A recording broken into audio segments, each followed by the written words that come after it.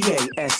You are now rocking with that dude Pascal. We be going wild, Haitian in the building, so original. Got the haters catching feelings. Get your hands up to the ceiling and keep them held high. Cause St. Louis is ready. Forget about it, goodbye. Hold on, we just saying hi. Five somebody, rise up weekdays. Catch us live, somebody. Let's go. Good afternoon. Good evening and good morning, everybody. Welcome to the Pascal Show. Hope you guys are all doing well out there. Hope this show finds you in good spirits. We have something that's going down very, very shortly. It could be a moment in history, real talk. Any second now, they are about to get a press conference going. You can see right here. Okay. As you guys can see, this is about to get started. We don't know what's going to entail, but we got District Attorney in the house speaking on behalf of this whole thing. And again, will the Menendez brothers get a chance to get a reduced sentence or even walk free? Let's keep it real. This is some crazy stuff. So before we get into everything, do me a favor, okay? Hit that like button down below. Crush it. We're here to watch this whole thing. This could be a moment in legal history. Real talk. Hit that like button down below. If you're watching on other platforms, please do me that favor. Hit that follow button. Hit that membership. Become a member, please and thank you. Okay? Don't forget to subscribe here. Go to my main channel here. Make sure you're subscribed. I also put up a new video on the secondary channel. Big video. Some very interesting stuff revolving around Diddy. You know, we're still watching that. A lot is going on. Okay? Definitely hit that join button. Become a member. Don't forget to check out my Patreon, my locals. I have locals as well. And I got merch, guys. Look, you know, PascalMerch.com. PascalMerch.com. Brand new-ish. There's a feather on it, but brand new-ish. It's about to go down here. So go check it out. Yeah, just the tip I promised with Michael Myers on it. Okay, so go check it out. And we got to get into this bad boy. All right? Hit the like button, subscribe, show some love. That'd be greatly appreciated. Let's see what's... My name is Mark Garrigus. I, along with Cliff Gardner, represent Lyle and Eric Menendez. I also have here today Alex Kazarian, Satara Kasim is somewhere, and Gina Glavin, who have been working for the last 18 months in order to get a release for Lyle and Eric Menendez. A couple of weeks ago, and so that you understand the background of it, back in May, we filed a writ of habeas corpus. A judge in this courthouse, Judge William Ryan, issued what's called an informal request for a reply. That informal request for a reply was to ask the DA to respond to the allegations of new evidence. Part of the two prongs of new evidence were, number one, a letter that was found at Marta Cano's house. That was a letter written by Eric fully 8 months before the killings to his cousin Andy. His cousin Andy testified at the trial. However, in the second trial was demeaned as making this up or was not true. This letter now shows or corroborates that Andy was telling the truth. The letter describes the abuse. The letter, I believe, was released, at least temporarily, by the DA's office, and anybody who wants it, we can release that as well. The other pillar of the writ of habeas corpus was a declaration by Roy Rosello. The declaration by Roy Rosello is incredibly important for a number of reasons. Number one, Roy Rosello, who was a member or a then member of the band Menudo, was and took great courage at Nuri's finding him and talking to him to sign a declaration that said that he too was assaulted by the father, and not only assaulted, but it happened at the house.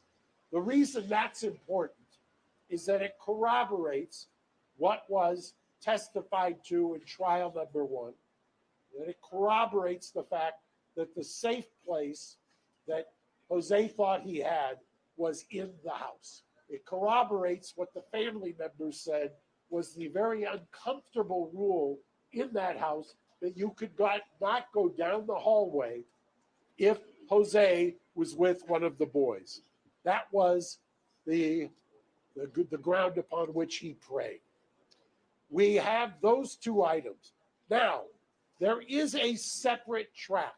About 3 months ago, we sent a petition, and mind you, the DA's office, there's been those who have said, well, this is election nearing, blah, blah, blah.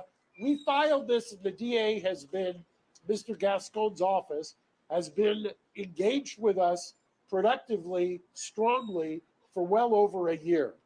Joan, who you will hear from in about 5 minutes, we actually, because of her young age, she turns 93 next month, we had what's a very rare thing done back in December, which is called a conditional examination. It's a deposition in a criminal case to preserve her testimony. She was there with her lawyer, Brian Friedman, who represents the family.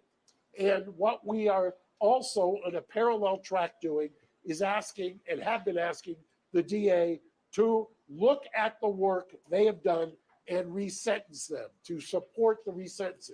Now, when I say the work they have done, Lyle and Eric have started, mind you, since 2005, up until the time that Judge Ryan issued the request for an informal reply, have had no hope of ever getting out. Since 2005, they had exhausted all legal remedies. They had resigned themselves to being in prison for the rest of their lives. You could take two tracks on that.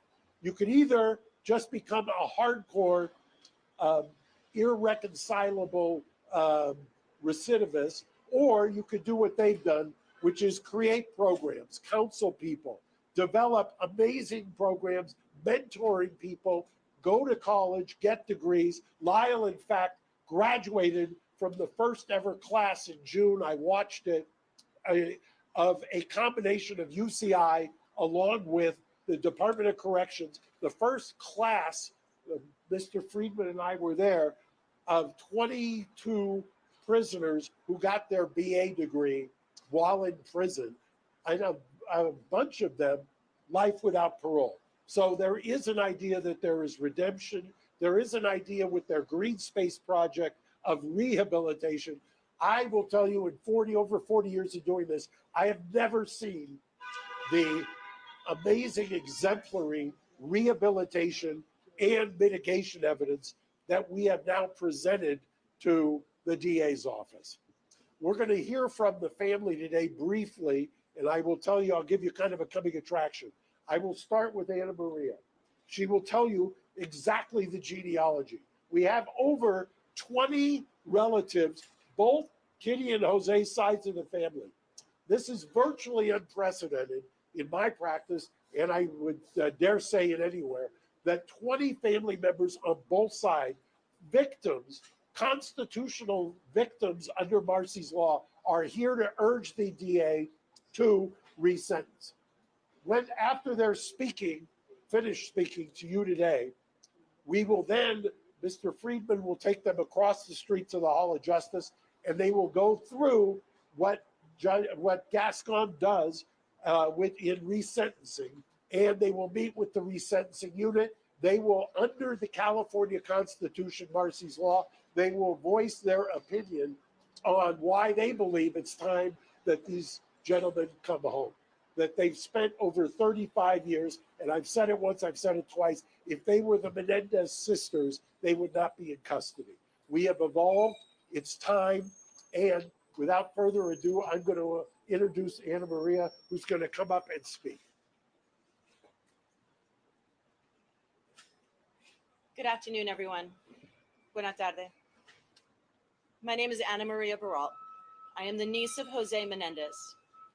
I stand before you today, not just as a member of the Menendez family, but as someone who believes in truth, justice, and healing.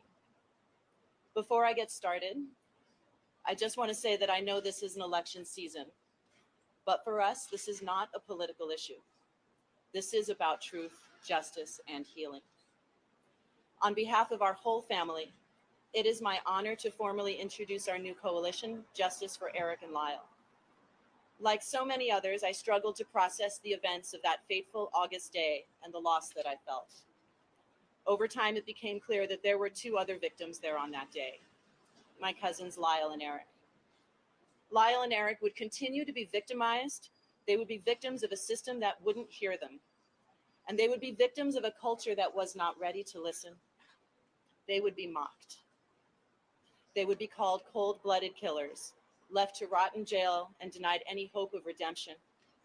If Lyle and Eric's case were heard today, with the understanding we now have about abuse and PTSD, there is no doubt in my mind that their sentencing would have been very different. And yet, despite their circumstances, they have chosen a life of light. Without hope of release, they persevered. They have sought to better themselves and serve as a support and inspiration for survivors all over the world. Their continued incarceration serves no rehabilitative purpose. It's time to recognize the injustice they've suffered and allow them the second chance they deserve. Now here we are, both sides of the family united, sharing a new bond of hope. Hope that with the re-examination of their case, a new outcome will be reached. Hope that this 34-year nightmare will end and that we will be reunited as a family. I am here to ask the district attorney's office to take into account the full picture, the truth that was hidden for so long. Lyle and Eric deserve a chance to heal, and our family deserves a chance to heal with them. Please join us. Visit www.justiceforericandlyle.org and sign our petition. And if you'll indulge me, I have two more statements to read. The first is from my mother, 85 years old, Terry Beralt, the sister of Jose Menendez. She can't be with us today due to health challenges, but she sent me this. I'm sorry that I can't be there in person to support my nephews, Lyle and Eric. I begin chemo soon and my doctor says no flights. I need to be strong. I wish to make it clear that I stand firmly with this family. I am Lyle's godmother, and I love them both very, very much. My nephews have spent 3 decades in prison helping others. I have seen great growth in them. Even the law enforcement supervisors and corrections have written letters to the court asking for their resentencing and release. Millions across this country agree. I implore the district attorney's office to end our prolonged suffering and release Lyle and Eric back to our family. 35 years is such a long time. My prayer is that I live long enough to see my nephews again and to hug them once more. I have another statement, and this is written by a family member of Marta Cano and Andy Cano, that Andy, the one to whom the letter was written. This is written by one of Marta's children. Thank you for giving our family the opportunity to express our thoughts during this pivotal time in Lyle and Eric's case. Our family's tragedy has always been very public and has been extensively covered by many media platforms. Marta and Andy Cano would have wanted to speak today, but unfortunately they are both unable to do so. Marta is in memory care, but she spent decades supporting Lyle and Eric.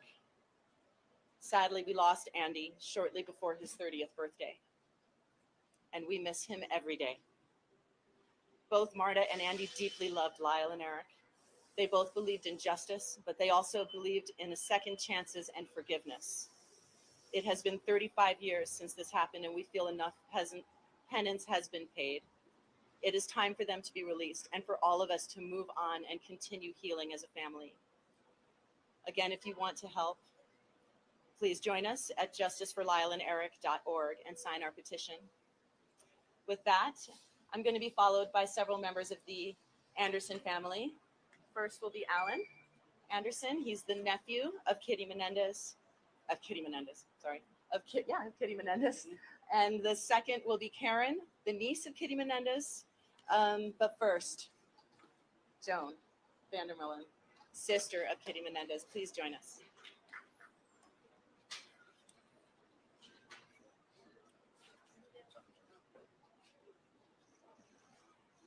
Two soldiers, thank you.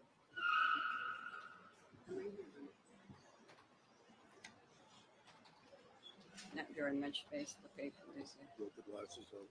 They're not even mine, but yes. Hmm. Okay. They match the time. Okay. Please know that I'm nervous and full of emotions.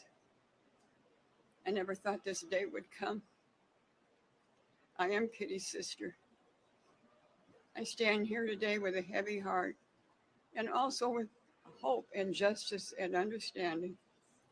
We have received such an outpouring support in recent weeks, which led us to launch this formal initiative. For many years, I struggled with terms with what happened to my sister's family. It was a nightmare none of us could have imagined. But as details of Lyle and Eric's abuse came to light, it became clear that their actions, while tragic, were the desperate response of two boys trying to survive the unspeakable cruelty of their father. As their aunt, I had no idea of the extent of the abuse they suffered at the hands of my brother-in-law. None of us did. But looking back, I can see the fear and tension that their father had instilled on them. They were just children who could have been protected and were instead brutalized in the most horrific ways.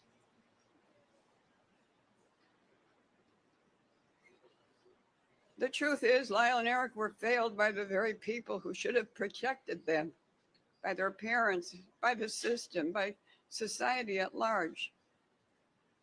When they stood trial, the whole world was ready to believe that the boys could be raped. Was not ready, not ready.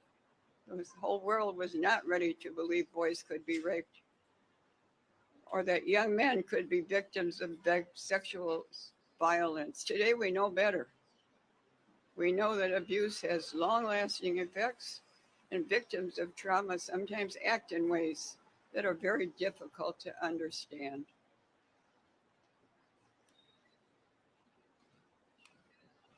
In the years since their conviction, society's understanding of sexual abuse and its psychological impact has grown significantly.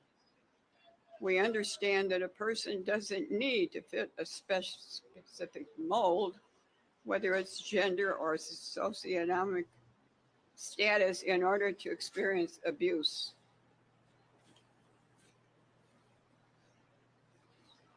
In their case, if it were tried today, the evidence of their father's abuse would not only be admitted in court, it would provide essential context for why they acted as they did. No jury today would issue such a harsh sentence without taking their trauma into account. Lyle and Eric have already paid a heavy price, discarded by a system that failed to recognize their pain. They have grown, they have changed, and they have become better men despite everything that they've been through. It's time to give them the opportunity to live the rest of their lives free from the shadow of their past. While I recognize it is election season, this isn't about us or about the politics. It's about finding the truth, delivering justice, creating space for healing. I want to thank everyone who has reached out to our family in recent days and weeks, asking how they can help. Today we have an answer. Please sign our petition at www.justiceforericandlyle.org and urge the district attorney's office, no matter who holds the DA position, to consider all the evidence, both old and new, and to bring together justice for the family. And thank you very much for listening to me. I'm sorry I'm so nervous, I can't help it.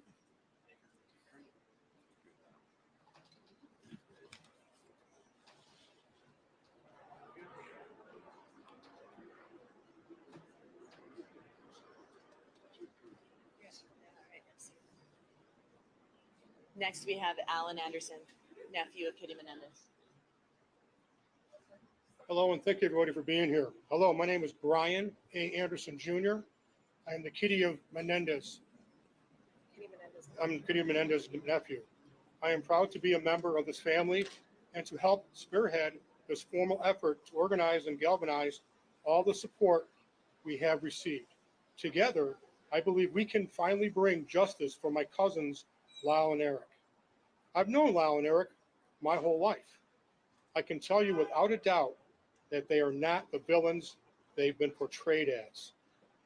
They were boys, young, scared, and abused by their father in ways no child should ever experience. You, the media, focused so much on their actions, but they never were able to tell the full story of their abuse that drove them to such desperate measures. When I think about the pain and suffering they endured, it breaks my heart to know that the system failed them so profoundly. They tried to protect themselves the only way they knew how. But instead of being seen as victims, they were vilified.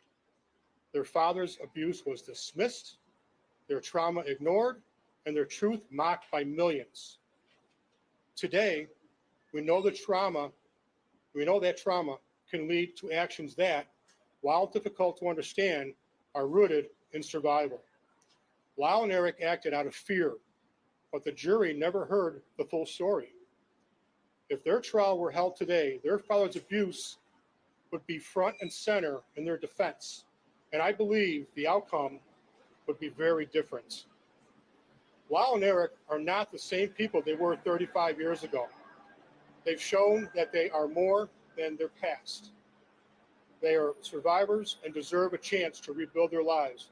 They are no longer a threat to society.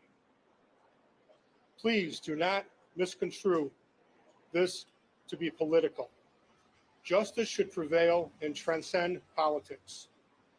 I am asking the district attorney's office, regardless of who the DA is or becomes, to reconsider their case with the knowledge we now have about their abuse. Lyle and Eric deserve a second chance to heal, a chance to be free, and to live the rest of their lives without the shadow of their past hanging over them. I firmly believe that if they were to come to my house, knock on my door, I would answer that door. I would welcome them in with huge hugs. My wife would make them a dinner, and I'd give them a pillow and a place to sleep. Thank you for being here today, supporting justice for Lyle and Eric. Please go to our website, learn the truth about their story, and sign our petition. Thank you. This is interesting. Whole family, bunch of extended family, etc., relatives coming out and speaking out. Joan VanderMolen. So far, the auntie, cousin. Good afternoon. There's a lot of you, and I'm very nervous. My name is Karen VanderMolen Copley. I am Kitty Menendez's niece, and I'm here today speaking out because I have believed for many years that the truth needs to be known about what really happened to my cousins Lyle and Eric. From the beginning, I believed Lyle and Eric were victims of their father's abuse. I grew up knowing and feeling something wasn't right. The feeling in their house and the father-son interactions were just off. But it was not until the first trial that the full horror of what they had to live through came to light. My sister, Diane, had evidence of their abuse. That was not even allowed to be presented at the trial. I cannot help but think of how things would be different if the world had known the truth back then, or if they had been the Menendez sisters. Adults of abuse have difficulty getting out of their situations, and yet these were two young boys who were never allowed to make decisions on their own. They lived in constant fear and were unable to make any other decisions than the sexual violence that they were taught at the very hands of people who were supposed to love and protect them. Their sometimes misunderstood behaviors were cries for help that many of us wished we had realized and responded to far sooner. What happened is tragic, but I forgive my cousins. I have forgiven them forever because I know they were acting out of fear and desperation. These were children, just 6 and 8 years old, who didn't understand their own bodies. No child should ever have to endure that kind of pain. This abuse trapped them. It was painful and it terrified them.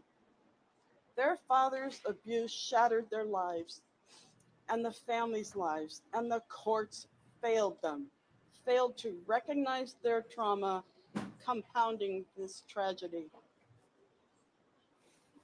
We live in a time now where we understand how abuse can shape a person's actions, male or female.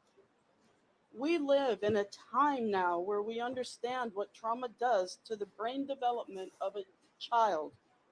If Lyle and Eric's trial happened today, the outcome would be drastically different. The evidence of their father's abuse would have been a central part of their defense. And it's very likely they would not have received such harsh sentences. Lyle and Eric have spent most of their lives in prison, paying for their actions. During that time, they have become supporters and advocates for children who have suffered sexual violence. I believe they have suffered enough. I ask the district attorneys to take into account the whole truth and nothing but the truth. I believe they have paid for their crimes, and we as a family have all suffered enough. We are here for them and ready to support Eric and Lyle after release. This is a time for truth and justice, and the time for the path to healing. It is time for Eric and Lyle to come home. We are here for them. Please visit our website and sign our petition. We would love nothing more than for our mom to be able to wrap her arms around Eric and Lyle outside prison walls before she is unable to do so. Thank you. Thank you all.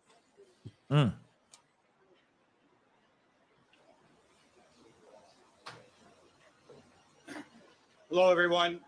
My name is Brian Friedman, and I represent the extended family members of the Menendez family.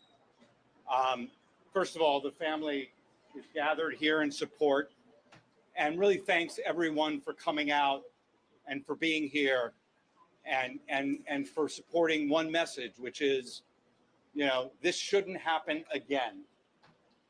And this needs to stop now. And that what needs to happen is the consideration of second chances, the consideration of the abuse, and changing what we know in our society to be wrong, and we know in our society to give people second chances. The families here united. Eric and Lyle have been through so much in 35 years, but these family members have been through so much 35 years. They're going to go across the street now. They're going to meet with the DA's office. They're going to exercise their constitutional rights under Marcy's laws to be heard. And they would respect and ask if they could make that journey peacefully so that they can share their truth, desires, and honesty with the DA's office. And again, thank you for the support and for being here. And Mark Garagos, thank you. Get your butts to the Brian poll. said if we could let, especially Joe, Put in your votes. get across, I'll answer some questions in about 2 minutes if that works. Yes. Yeah.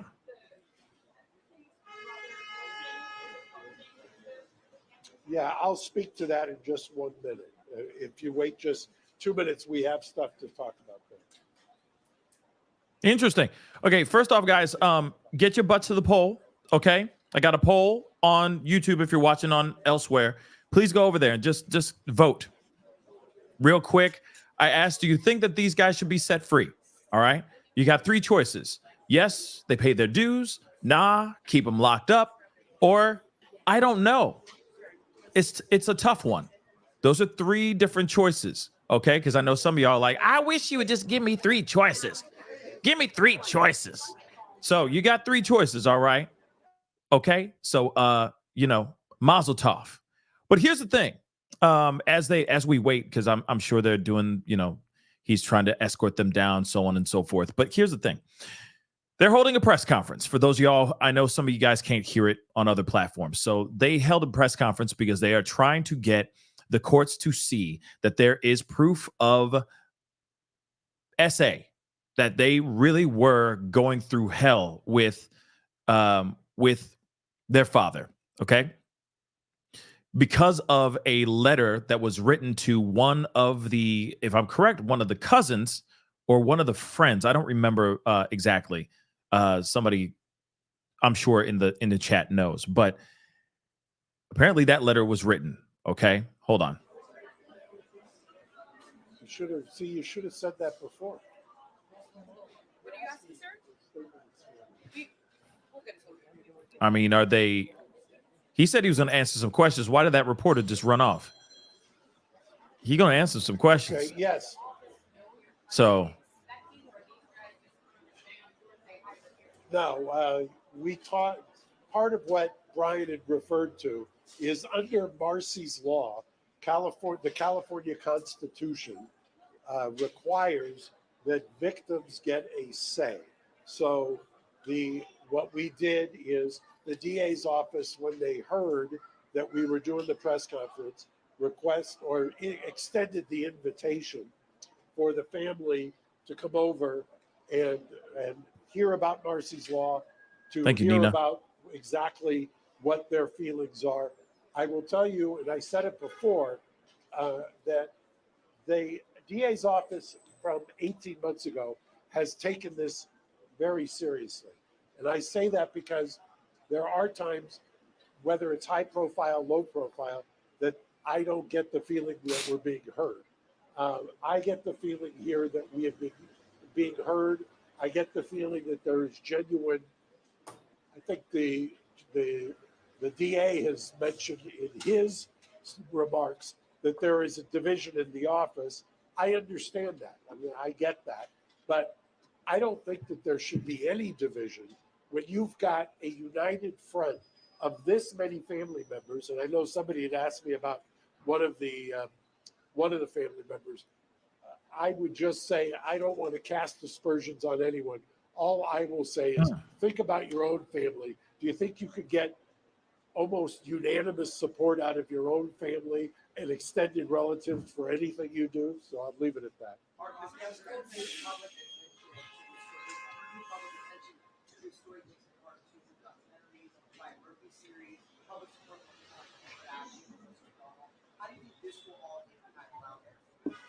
Well, I think interestingly, and I don't know how you measure something like this, but I have been, obviously I was practicing when this trial took place. I remember in 1994 representing a woman in Pomona, and we used the battered woman syndrome, and she got a voluntary manslaughter, she got probation. And I remember at the time being struck by the idea, and I've confirmed it now in the transcripts of their second trial, struck by the idea that the DA's office on the second trial took the position, and it may not have been wrong at the time, that the battered woman syndrome, that something that diminishes your intent, did not apply to child abuse. And that was on the record, and that's what the judge ruled. So how do Oh, come on. Don't do that. I think, how has this evolved? First of all, the younger generation. I don't know why it's doing that. I hate to say it, is that when the Ryan Murphy series came out, it was such a caricature of them that the pendulum swing backlash actually created a focus on it. And people then took a look. I know that I've seen some of those videos of the first trial that was televised where the DA's office was taking the position that men could not be raped. They don't have the equipment. And you've seen all kinds of arguments along those lines. That is unfathomable in today's age to people who weren't alive back then. So I think that evolution has been, frankly, seismic.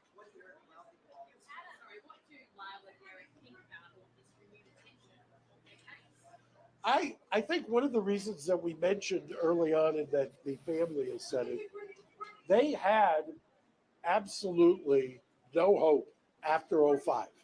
So after 2005, they didn't believe, they thought they were going to spend the rest of their life in prison. And they had resigned themselves to it. And all of the programs, I invite anybody to take a look at what's called the Green Space program that they have.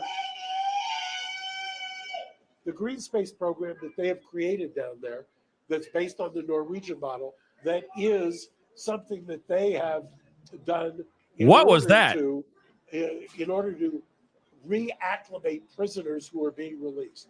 I look at both the external programs LA, man, done and the introspection and work they've done on themselves. LA, man. I've used the term cautiously optimistic. I mean, there is an irony that DA politics played a role in their conviction.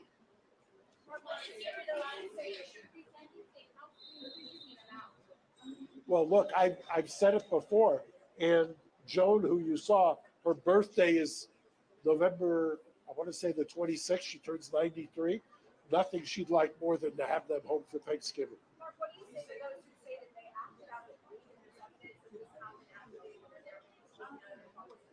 That's what the question was. What do you say to the people who say they acted out of greed? I have two responses to that. Number one, that's why the letter that predates the killing from Eric to Andy is so important. Number one, it corroborates that it was happening before. Number two, who is this? People forget this, probably before you were born. They went to the grand jury. The DA's office went to the grand jury on the financial motive theory. Who the redhead? Jury, which will indict anybody on anything. The grand jury rejected that theory. So that is another one of the urban legends. I'm waiting for it. Thank you. Thank you. Mark, has the DA made any overtures to meet with Lyle? Can somebody take her? This can't be real. Well, I don't think that the protocol in the DA's office is anything about what we're doing today. The protocol today is that you meet with the resentencing unit, you get What's informed of going Marcy's on? law, and you go from there.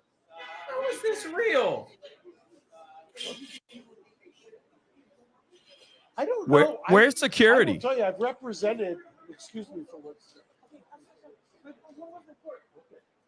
So I don't know that they're, other than one-offs, there's always going to be one-offs. What the hell? It's the criminal justice system. It was a polarizing Oh case. my God. Remember, part of what happened was back in the 90s, they become a caricature.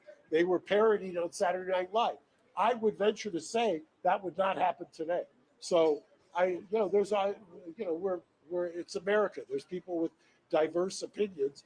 I just would reiterate, there were two juries in trial number one, back in the 90s, two juries, one for Eric, one for Lyle, 24 jurors who deliberated. Half of them voted not guilty on murder. Half. Mark, you need to talk with Edgardo Diaz, manager de Menudo. You need to recollect for this process. Or another Menudo talk with you.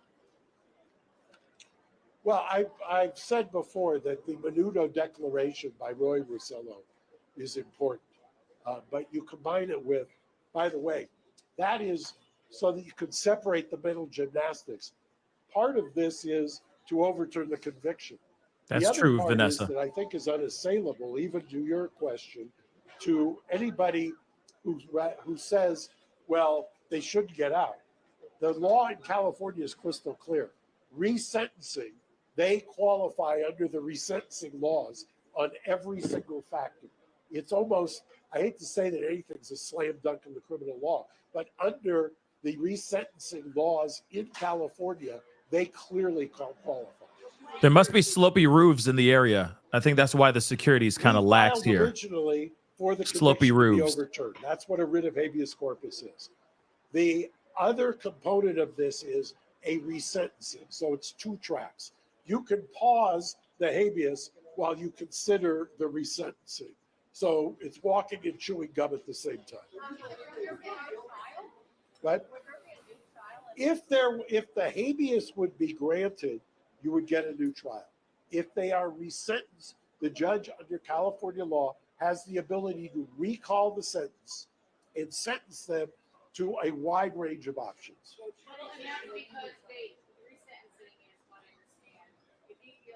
This is crazy.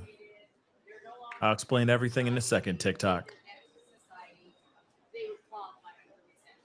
Correct. And in fact, I will also tell you, and we may release it tomorrow, part of the mitigation package that we presented to the DA are letters from correctional officers, high-ranking correctional officers, who attest to the phenomenal rehabilitation. We have a number of correctional officers who have actually said if released, they should be released, and that they would welcome them as neighbors in their neighborhood. I'm going to take two more questions because I want to get over there to meet with the DA as well. What?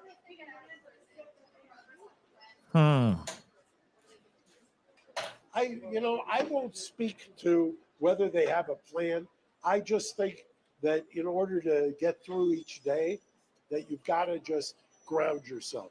It's a long road from life without for almost 17 years to being hopeful. So I kind of worry. One last question.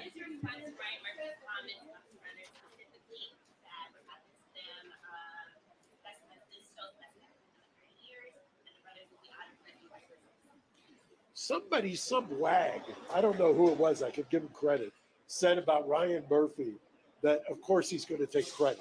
I didn't say it, so I don't know the man. Anyway, thank you. Thank you.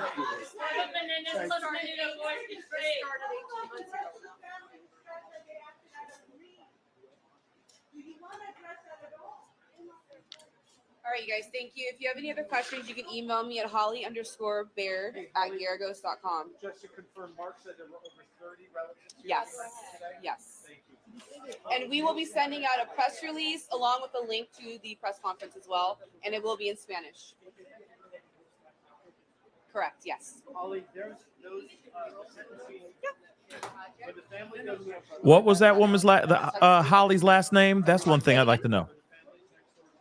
Maybe try to email. Correct.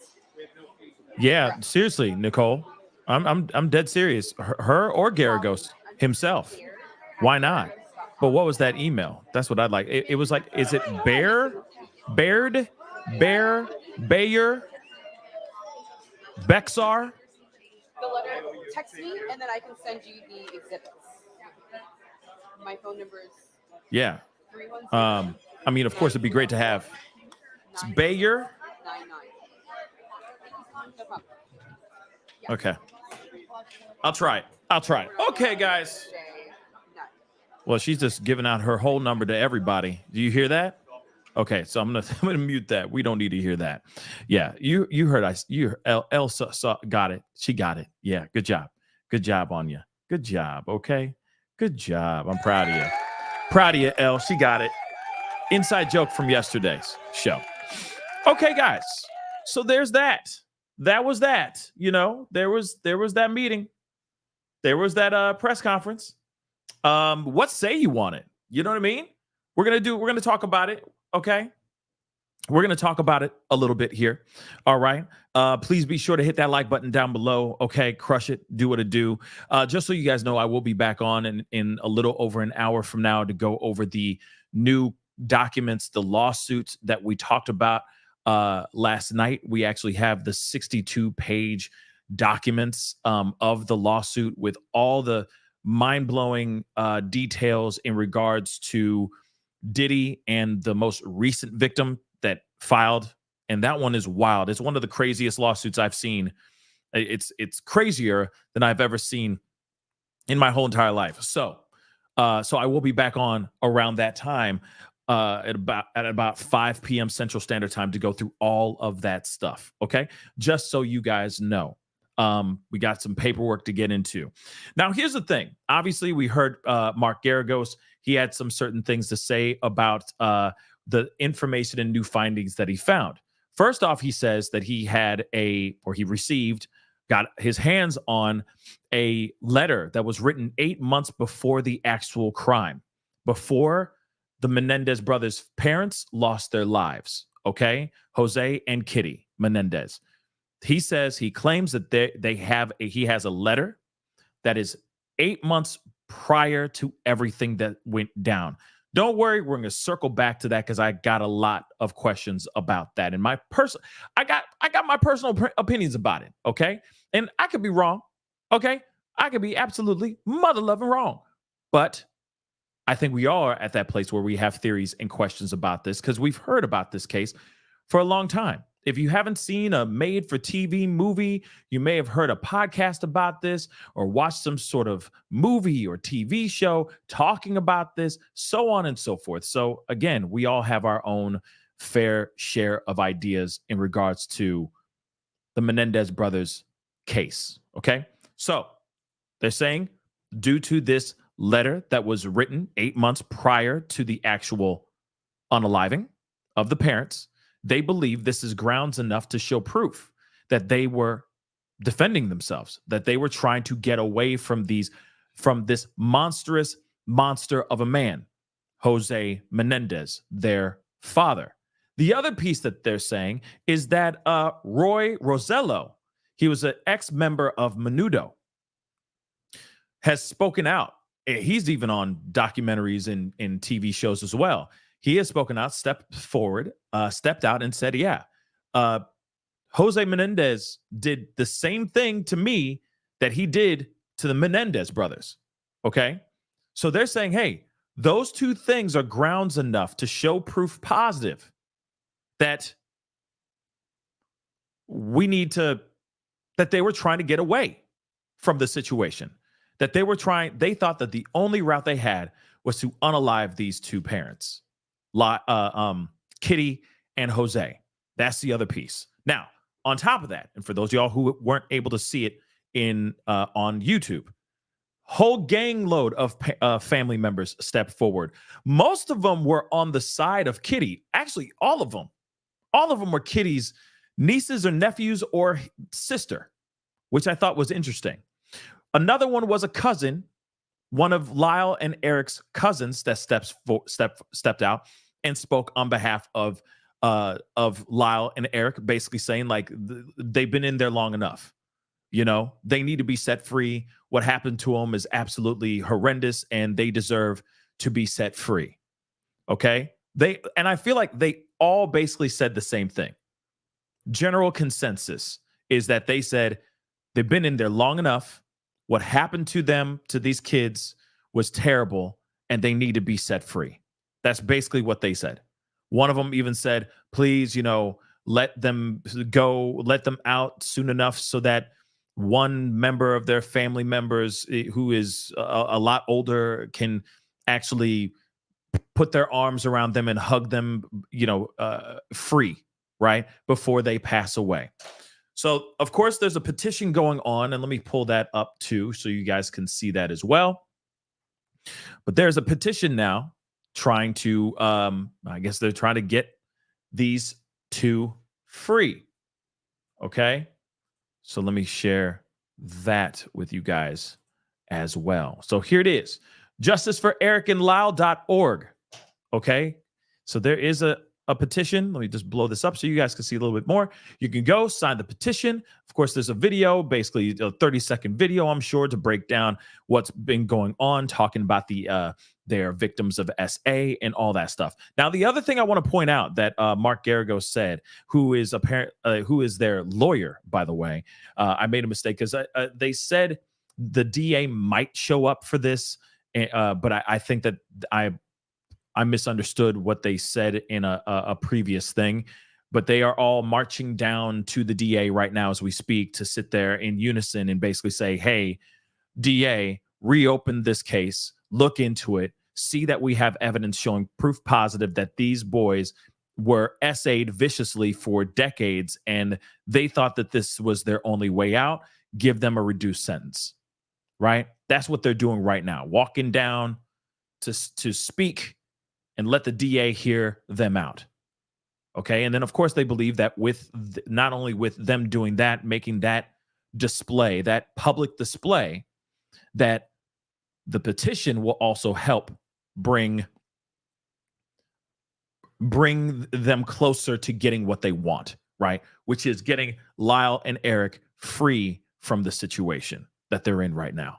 They believe 34 years, 34, 35. I heard one of them say 35 in a letter, but 34, 35 years is long enough. Okay.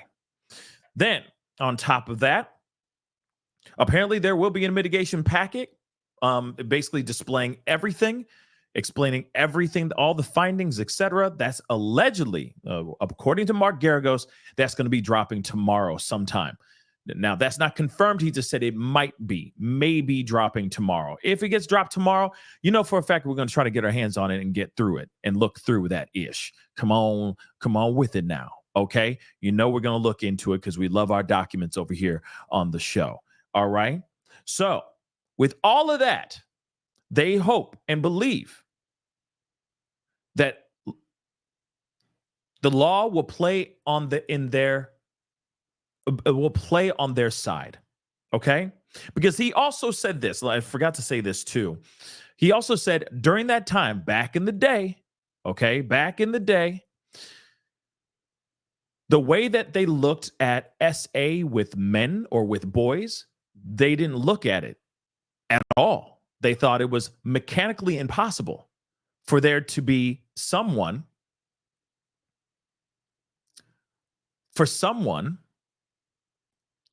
a boy, to be SA'd by a man. That's literally what they said. That's literally what he said, and said back at that time, they didn't believe that. When it came to girls, that's a different story.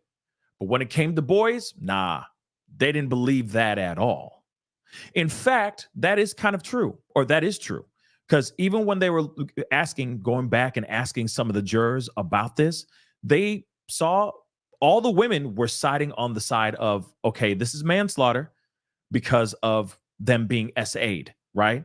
All the men were looking at it and going, no, they ain't going. Boys don't get that kind of stuff. Boys, that doesn't happen to boys. That's literally what they were saying. That's why there was such a split in the room on when they were in trial in the past. They didn't believe that boys could go through this kind of stuff. Only girls, which is interesting. And obviously, a lot of things have changed. Titty.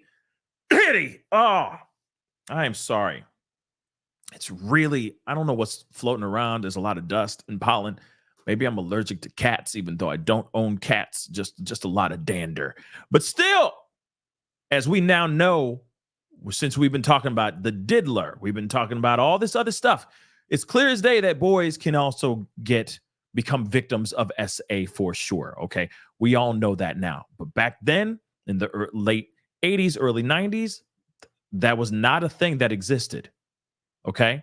So that's why they're also saying this should be reapproached. This should be circled back and looked into, to be completely honest, right? And I will say this.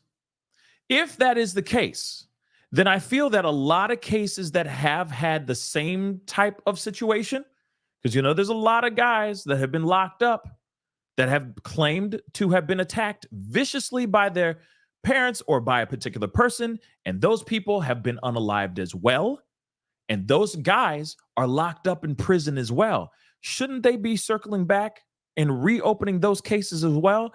I'm telling you right now, it could turn into a tidal wave of people being like, well, the Menendez brothers get a redo. They get an extra life in the game of trial. So why can't I get the same thing? Y'all didn't believe me back then. And it's real. So hook a brother up and give me some candy, right? So I'm just curious about that. I'm curious about what would happen going down if this is reopened, looked at, and they get a reduced sentence. You got to remember, their story is not super unique. The only thing that's unique, hold on. What I mean is a lot of kids out here have been victims of SA. There's a lot of people out here. There's a lot of men that are, even back then, they're not the only ones, okay? So when it comes to this, there is a good possibility of other boys who have done something unthinkable like what the Menendez brothers did that are locked up still to this day that are trying to get exonerated or trying to get reduced sentences or have tried to appeal multiple times and have been refused over and over again because case is closed. Sorry, sir, case is closed. But this could open up a can of worms for a plethora of other cases that are remotely near the Menendez brothers case. Just something to think about, okay? Something to think about. Now, my nose is itchy. Now, here's the other thing that I want to point out, okay? Because I have that vote, I have that poll over in the chat. That way, okay? First off, 61% of you, and I would love to see 1,000 votes. So if we can get to 1,000 or close to 1,000, can we just get in the 900s? Can we get to the nines? Okay, because I see a bunch of y'all in here.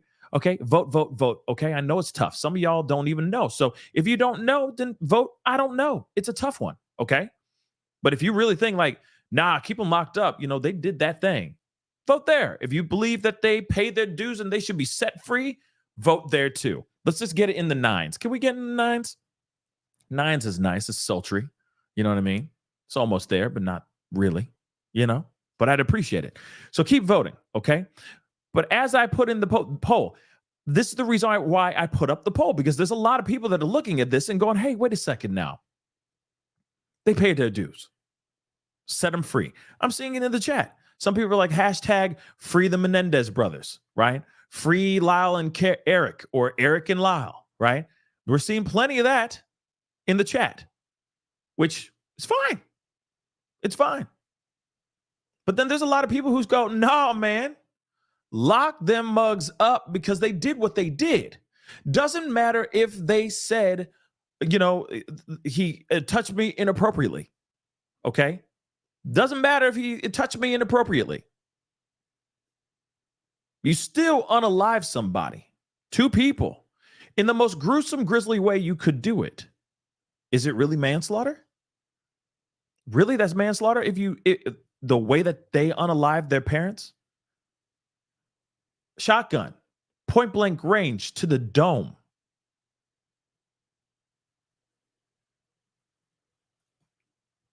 Just saying. Okay. So I can see why some people will feel some type of way about this and say, and this is why it splits the room. It's like a Karen Reed situation. I know. Oh God, he said Karen Reed. I know. It's like, how dare you talk about Karen Reed? Because then all of a sudden everybody starts, you know, losing their minds. Karen Reed, like the moon just came out. You're turning into a werewolf. I don't know what's going on with the Karen Reed thing and why people are so psycho about it. But at the same time, this could literally go down that route where it's like people are either one side or the other. And if you are on either side, you East Coast or West Coast, and suddenly everybody's mean mugging each other, you know? Crips versus Bloods. It's like, damn, everybody chill the F out, okay? But this could potentially go down that route because you know for a fact people get very passionate about these cases and believe something like this should be a reduced sentence, or people who believe, hey, unaliving is unaliving. They did this in a terrible way. They deserve to be locked up. Now, for me, I'm the third option. I'll be honest. I really don't know. It's a tough one because it's a moral tug of war for me. Instantly, I already know. Number one is thou shalt not finish the sentence. And we all know this. We already know it's wrong to unalive somebody, right? We all know that act is one, illegal, immoral, deplorable, unthinkable, and all that, right? And the way that they did it is something interesting as well. Now, I'm not sitting here saying that I'm not going to, I'm not trying to diminish the reasons behind it or anything of that sort. But there is something about it that just doesn't seem right to me. First off, they came up with this stuff. They planned this stuff. Let me just say this again, okay?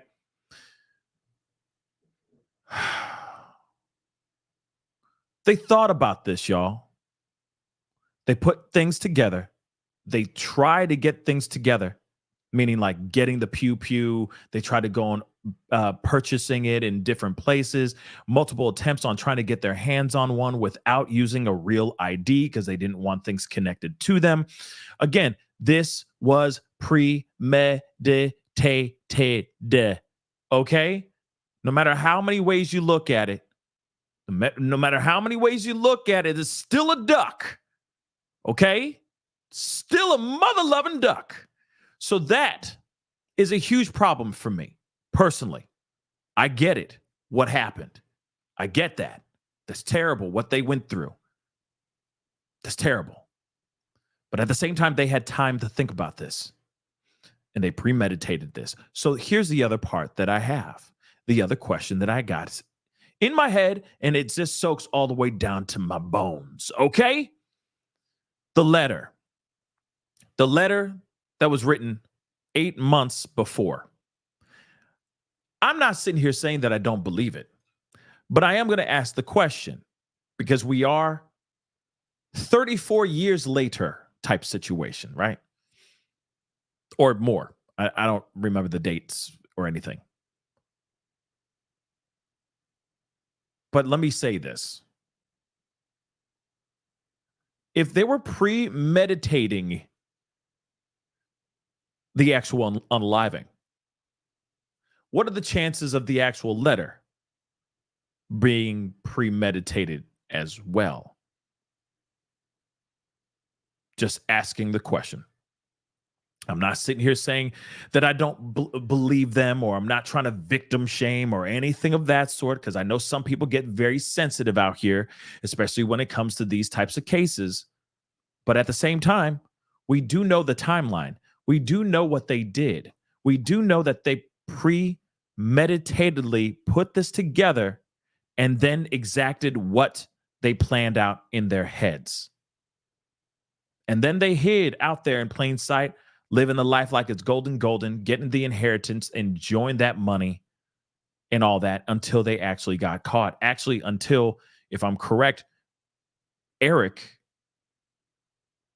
think it was Eric that couldn't take the pressure anymore. And then that's when everything came crumbling down, right? Or was it I get that part mixed up all the time. If it was Eric or if it was Lyle that actually was the one who started to confess, right? Now, here's the thing. Like I said, it's a question nonetheless. Yeah, it was Eric. Okay, good. Okay. Patting me up myself on the shoulder. Or was it? No, it was Eric. Yeah, it was Eric. Okay. Cool. So, to me, one thing that still lingers in the back of my mind is that could there have been a possibility of that being premeditated? Writing the letter. We need a paper trail. We need proof of certain things. So here it is. I even said this when we sat down and had Sunny Slaughter on the show. Fantastic woman, fantastic professional coming onto the show talking about this when we talked about this, I think, last weekend. Okay. It's still a burning question for me. Could they have just written a letter and backlogged it? It's written on paper. You can backlog anything you want. You can I can sit right here, write a letter right now in this book, and tear it out and say it was written in 2022. Now, sure, they could do forensic stuff and they can run it back and all that stuff, but at the same time, are you really sure about that? When it's written in an email, when it's written on on some sort of digital device, there's more proof. You can go through the digital doohickeys and do your digital witchcraft and go, hey, that is fabricated because this actually was written the day before. Okay. I'm just saying. So that, to me, I look at that and I go, well, they had time. They were planning this stuff out. So who's to say that they weren't planning that part? You got to remember that there's other things going on at that time too. Lyle was talking to his girlfriend on the phone, saying certain things. Like there was a huge controversy about how he's like, yeah, we've been killing it. No pun intended. Sorry. But we've been destroying it in the trial, so on and so forth. Okay. So then all of a sudden, the public, at least the court of public opinion, is side-eyeing them, going, is this all fake? Could this all just be one big con, one big long con, so that they can get free and get that family's money? What exactly is going on here? So when I see something like that, it makes me wonder. But then at the same time, when you got somebody like Roy Rosello, a former member of Menudo, speaking out and saying, yeah, Jose Menendez did the same thing to me too. Yeah, that brings some more questions. That makes it very interesting. And yes, I would definitely look, right? I would definitely look at that, right? For sure. But again, like I said, nothing is confirmed. Everything is still just theory. All right. I'm just asking the questions. I'm not sitting here trying to belittle any of these men. I'm not trying to belittle the Menendez brothers, but at the same time, something just has me asking questions. It does. And it's not, like, here's the thing though. It's not foul work if you're using your brain. If you just think about it for a second, think about it. Of all the true crime cases that we have covered for years now, you hear about the Menendez brothers, you hear about all this stuff, you hear about, okay, Roy Rosella speaking out, okay, cool, that's something.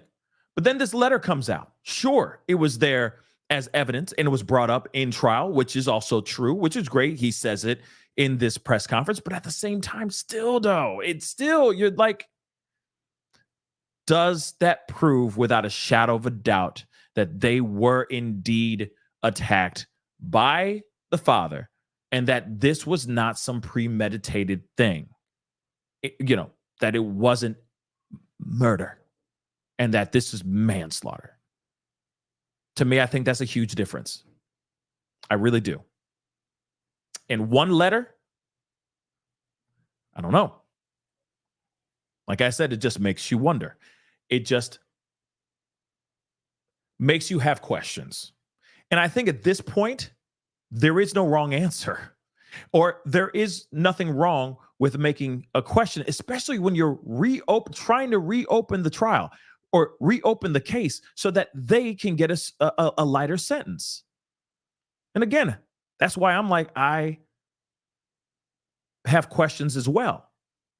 Yes, I know the classic one. The family, their own family wants them out. Sure, okay, sure, fantastic.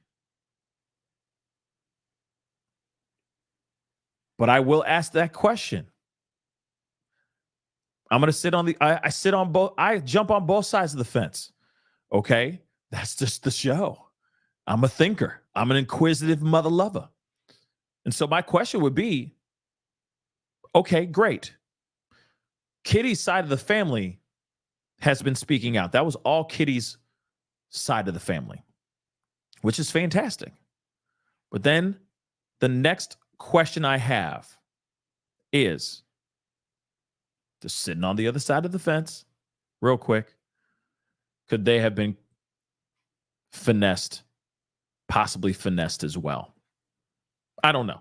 Like I said, just asking the questions because those questions need to be asked. Now, for me, like I said, it's a tough one. I'm not on the side of, yeah, let him go. I'm not on the side of, nah, keep him locked up. Me personally, I'm sitting going, this is a tough one because I still believe that you should not be taking people's lives. Let the law you don't take the law into your own hands. Okay. The way that they lost their lives was wild. Okay. And then all the other pieces of information that has been put out here, it does make you question some things. That's it. Okay. Whether you believe they did it for the money or they did it to exonerate themselves, to set themselves free, to seek refuge from a monster, I leave that question up to you. That's why I say it's a tough one. I'm asking all the questions. I'm sitting on both sides of the fence. I'm straddling the fence. And yes, that is uncomfortable. But at the same time, I'm just presenting the things that maybe some of y'all don't want to hear or don't want to ask because your mind has been made up. And that's fine. But I'm here to challenge it. That's my job. Ask the questions. For me, this one, I don't know. I don't know.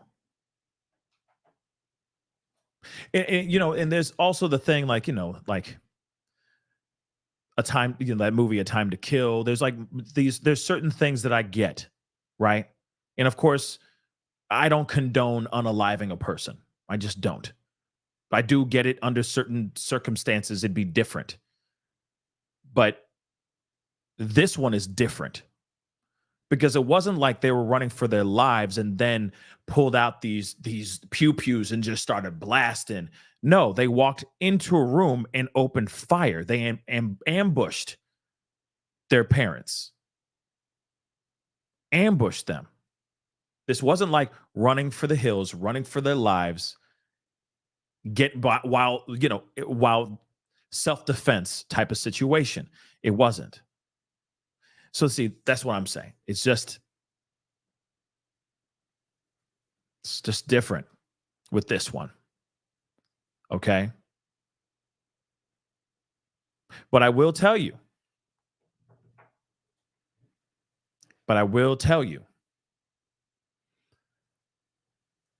If this gets moved, like if they actually say, yeah, we're gonna reopen this case, we're gonna talk. Wait for other ones to start pumping out because they're all, even during the 80s and 90s, all those guys, all of those men that are out there going, no. We need another one, right? Oh, and that's the other thing too, Bree. Yo. let me peep you on game on what you. I want to let you know how I feel about Gypsy Rose. Bree, that's a good question, Bree. It's a good question. Okay, it's not any different. In fact, I think she should still be locked up. Okay, that's what I think. And there's no way you can change my mind on that. When it comes to Gypsy Rose, she should still be locked up. She should be locked up, y'all. That's what I think. But she got lucky. I don't know how she got lucky, but she got lucky. But she did that. She orchestrated that. That was premeditated. She manipulated somebody and she let that whole thing go off. And in fact, I think I wouldn't be doubling down on it so much if she just was set free and she didn't get all up in the social media trying to be some sort of like murderous Kim Kardashian. I think I'd be okay with it. I'd just move on with it. But given the fact that she's trying to be all up in the videos, all up in everybody's face, trying to treat herself like she's some sort of celebrity, I got a problem with that. I really do. Okay? I have zero tolerance. Zero for that. Okay? She should still be locked up, just in my personal opinion. Okay. She did that. She orchestrated it. She premeditated, put that whole thing together. She should be locked up. This situation, it's an interesting one too. But at the same time, they still walked in. They thought of it. They put it together. They walked in there and brow, both their parents. That's a tough one to be like, oh, forget what you did. Come back out. You did something so grisly and so terrible, but come on back out. See what I'm saying? So there's a struggle because it's like, I get it. What they went through, what they allegedly went through is absolutely unbelievable. And what would you do if you can get out, trying to find a way to get out? What would you do? Here's something else too. Sorry, we're I'm spitballing here. We're just rolling. You know what I'm saying? I got some super chats. I'm going to get to them, I promise. And I do have another show for you guys in like 45 minutes. So I want to hop off and get this together. But here's something else to think about. Think about this for a second. I know this is going to anger some people. I'm sorry. Okay? I'm sorry. But I'm an inquisitive mother lover. Think about this for a second, okay?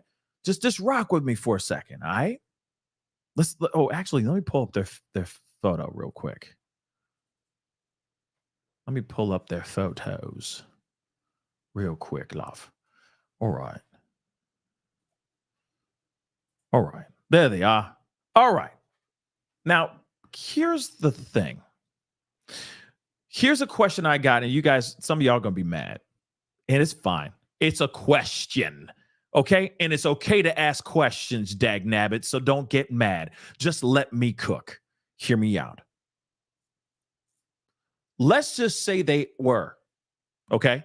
Let's err on the side that they were SA'd viciously as kid, all the way up until this thing happened, right? Dad is an absolute monster. Mom is enabling it because she just sits there and just lets it happen, and because she's pill popping and drinking and just self-medicating, right? Could possibly been SAing them too, but we don't hear much about that. But hear me out. You got two boys that are sitting there. They know about each other. What's going on with the brothers? Okay.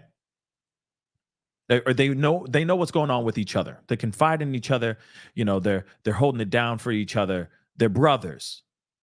But then they sit there and they say, hey, one of them's like, I can't do this anymore. I can't live here anymore. We need to get out of here. Now, here's the thing. Remember what I just said a little bit ago. What choices did they have? They had the choice to run. They could have ran. But here's the thing, though. You're telling me they're going to run, live off the fat of the land, work at a McDonald's or a local Sizzler for the rest of their days? Because you know for a fact that inheritance is not going to be in the possession of them if they ran, or if they actually exposed the fact that Jose Menendez was some diabolical SA monster. And you already know, they at least already knew what their inheritance was going to be, and they already knew that he was a very, very wealthy man. So they go, do we just run and be broke forever and say goodbye to all the privileges that we have right now, financial privileges? Or do we do this and then we get that inheritance?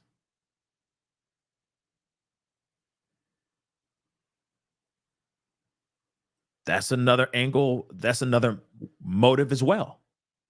Now, I'm not sitting here saying that it is that, but it's like, okay, we leave, we get nothing. We get absolutely nothing, Eric. If we leave, we get nothing, Eric. We got to do this, right? Just something to think about. Like I said, I'm just asking questions. I'm just asking the questions. And that is a theory that just popped in my head. And so I wanted to share with you guys. So, like I said, don't be mad. Just asking questions. Okay. But let me get some of these super chats, these comments. At the age of the brothers, they could have left y'all. Stop making excuses for the brothers. This is what Bessie said on TikTok.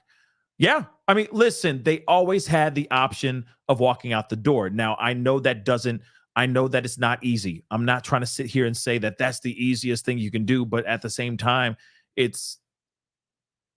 I will say this is a lot better than just taking somebody's life. I'm sorry. Okay? Just so you know. Okay?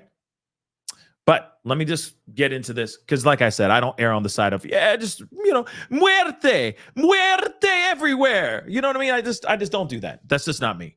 That's just not how I roll. But like I said, it's a tough one. Okay? So let us get into this. Okay? Criddle, thank you so much for becoming a member. Welcome to the family. Thank you very much. Thank you. Tracy, thank you so much for the super sticker. Ray Twice, thank you so much for the super sticker. Gosh, I can't talk. Talvish, thank you so much. They need top flight security, Craig and Day Day. Craig and Day Day. Oh, I'm done. Okay. Tired as a mother. Thank you so much. Shortly after Jose passed, Diddy became famous. Oh, what? Really, though? That's interesting. Okay. Interesting. Yeah, that took me a minute. I was like, what? Craig and Day Day. Oh, yeah. Okay. Grace, thank you so much. It wasn't premeditated until the older brother came home from college and found out younger bro was still being aided by dad. Bang. That's also true, right? That's also information. Thank you so much, Grace, for that info. Okay. But yeah, like I said, guys, the options, the theories are going to be running rampant. I know that there's some people out here that are going to feel some type of way, that believe that they should be free. And then there's going to be people out here that believe that they should still be locked up, or that maybe that they've paid their dues to a certain extent, but maybe not let them out like tomorrow. You see what I'm saying? It's like, okay, tack on a few more years and then let them go, or whatever it may be, right? We do know that there's been other people that have gotten lesser sentences for doing just as bad, if not worse. So that's something to think about as well, right? Or at least to put into consideration. But nonetheless, I mean, anything is really possible when it comes to this. Real talk. Anything is really possible, and it's wild. Okay. So we'll see what happens here. But they've already spent. I will say this, okay? If they were set free financially, they would be okay. You want to know why? They'd be writing so many movies, so many books. They'd be going on tours and all that stuff. They'd be doing everything they could to re-up the money that they lost for decades and decades of them trying to get exonerated. So there is a way for them to actually be set free. There really is. Now, will they get free? Will the DA, will the courts look at this and actually listen and go, you know what, we should let them free? That is a question I leave up to them. I don't know. I can't answer it personally. Personally, I just can't. This one's a tough one because I know where I stand morally on the side of unaliving. That's no good. Especially when it's a situation when they're not running for their lives, meaning they're not getting attacked. It's not self-defense. They just walked into the room and boom. That's something. Okay. But we'll see what happens. If they get set free, they get set free. And hey, good on them, right? A letter that was written 8 months beforehand, before the actual crime, could be the thing that saves their butt. That's wild. That's pretty wild. But let me close this poll. So out of over 1,000 votes, 62% of y'all say yes. 62% of y'all say yes, they paid their dues. That they should be set free. Well, then there it is. And we'll see what happens if that actually happens. But I will say this. If it does happen, they're going to have to move.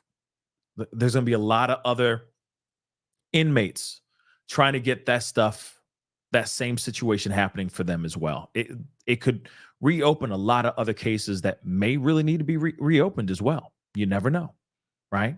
You never know. But yeah, this is crazy. Crazy stuff indeed. Anyway, guys, that is the show. I'll be back on in about 35 minutes. We got another legal document we got to get through, and it's great. It is crazy. We talked about it briefly last night. We broke it late last night, but now we actually have the physical documents, and it's going to be absolutely insane. There's stuff in there that just doesn't make sense. I have so many questions about it. It is wild. And then there's a new video with Banfield and the lawyer, the victim's lawyer, that is very interesting that we need to take a look at as well. Okay, so I'll be back on in about 35 minutes. We got to look at that, so please be sure to tune in because there's a lot to break down. Please and thank you. But before you head out of here, please do me the solid. And it means a lot that you guys came here and watched this one, because I thought I didn't know anybody was gonna care. You know, we've talked about it before and there hasn't been much reaction. So it's nice to know that people are really caring about this case, about the Menendez brothers, wanting to know what's going to happen. And don't worry, I'm keeping an eye on it. We're going to talk about it. And when it does happen, bang, we will either be rejoicing as a family or reacting in another way. Okay? But I hope justice is served in the right way possible. That's all I give a damn about. So give me that like button down below, please and thank you. Hit it, crush it, do what it do.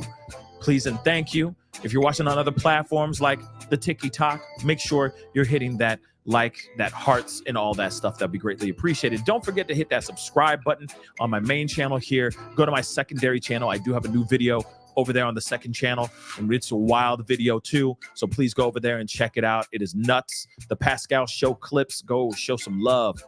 Subscribe to that channel. Make sure both notification bells are set to all, so you know whenever I go live, whenever I upload, because it is random, but it's glorious, okay? Especially with everything that's been going on. It's been crazy, okay? And thank you, Marisol from Down Under. Thank you so much. Okay, appreciate it.